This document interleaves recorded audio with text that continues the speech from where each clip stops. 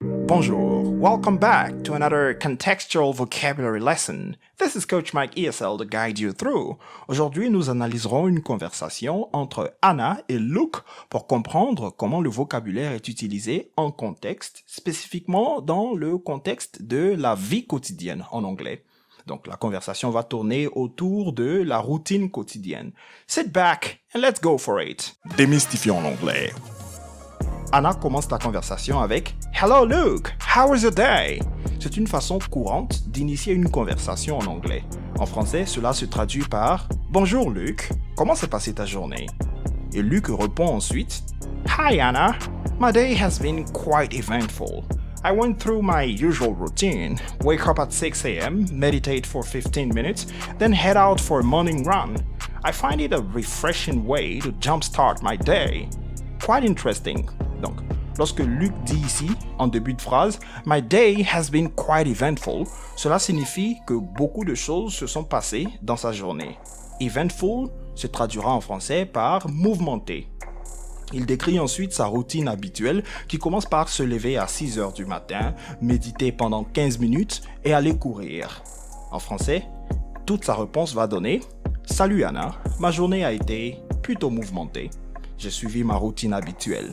Me réveiller à 6 heures, méditer pendant 15 minutes, puis sortir pour une course matinale.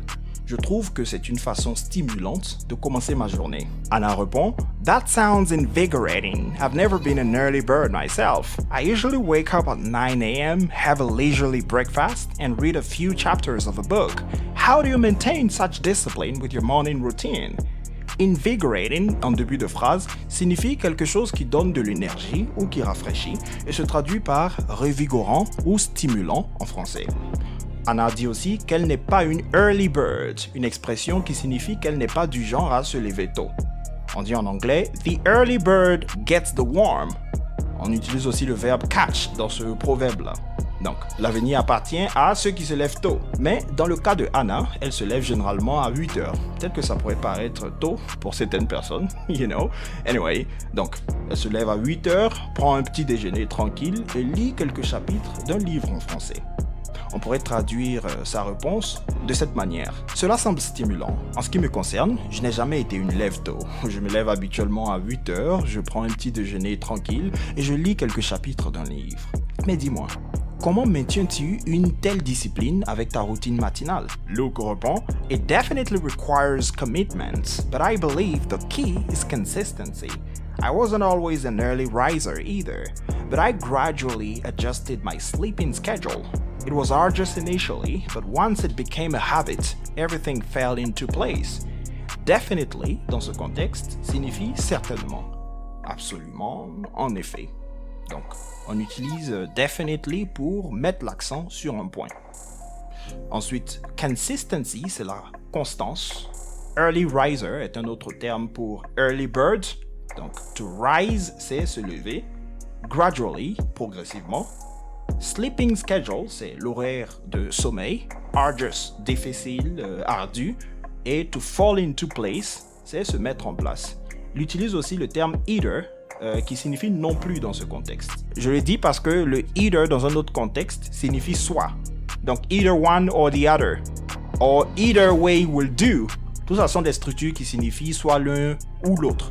Donc il faut faire attention au contexte. Le either peut être positif, neutre, ou il peut être aussi négatif. Dans ce cas de figure ici, on dit non plus. Donc en français, toute sa réponse donne « Cela demande certainement de l'engagement, mais je crois que la clé est la constance. » Je n'ai pas toujours été un lève-tôt non plus, mais j'ai progressivement ajusté mon horaire de sommeil. C'est ardu au début, mais une fois que c'est devenu une habitude, tout s'est mis en place. Et Anna reprend la parole. Elle dit « You're right about the importance of consistency. I usually spend my mornings working remotely. I found that it boosts my productivity.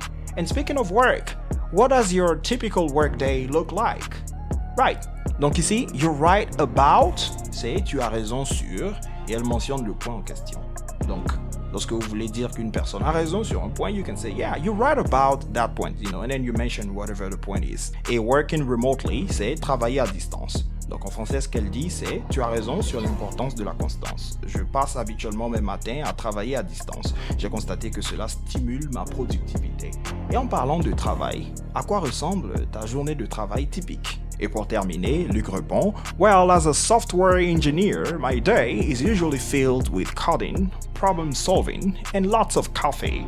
After my morning routine, I dedicate few hours to undisturbed coding. After lunch, I often attend meetings and collaborate with my team on various projects. It's quite intellectually stimulating. Software engineer signifie ingénieur logiciel, filled with, plein de ou pleine de, et to attend meetings, c'est assister aux réunions. Donc il dit, eh bien, en tant qu'ingénieur logiciel, ma journée est généralement remplie de codage, de résolution de problèmes et de beaucoup de café. Après ma routine matinale, je consacre quelques heures au codage en toute tranquillité. Après le déjeuner, j'assiste souvent à des réunions et je collabore avec mon équipe sur divers projets. C'est assez stimulant intellectuellement.